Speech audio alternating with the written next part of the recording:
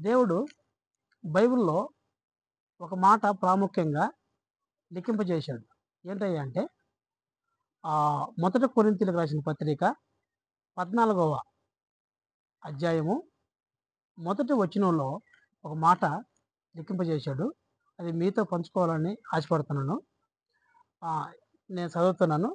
అక్కడ ప్రేమ కలిగి ఉండుటకు ప్రయాస పడండి అంటున్నాడు. ఏం కలిగి ఉండుటకు? ప్రేమ కలిగి ఉండుటకు ప్రయాస పడండి. ఇది ఆహ్, కుటుంబంలో తండ్రికో, తల్లికో లేదా కుమార్తెలకో చెప్పేటువంటి మాట కాదు. ప్రతి ఒక్కరితో కూడా దేవుడు ఈ మాట చెప్తున్నాడు.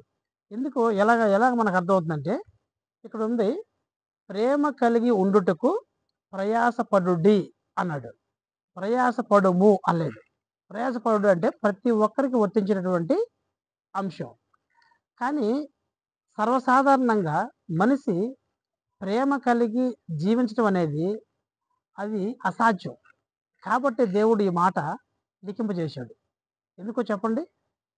ఆహ్, కొన్ని సందర్భాల్లో భార్య అంటే భర్తకి పడదు, భర్త అంటే భార్యకి పడదు. పిల్లలంటే తల్లిదండ్రులకు పడదు, తల్లిదండ్రులంటే పిల్లలకి పడదు. కాబట్టి అటువంటి సందర్భాలు వస్తాయి కాబట్టి దేవుడు ముందుగానే ప్రేమ కలిగి ఉండుటకు లేదా జీవించుటకు ప్రయాస పడండి. ప్రయాస పడంటే మీరు ఎంత సహనంతోనైనా ఉండండి. ఎంత కోపంతో ఉన్నప్పటికీ కూడా మీరు సహనాన్ని తెచ్చుకొనుడి. నెమ్మదిని తెచ్చుకోండి. ప్రశాంతతను తెచ్చుకోండి. ఏదేమైనప్పటికీ ప్రేమ కలిగి జీవించటానికి ప్రయాసపడండి అనన్నాడు.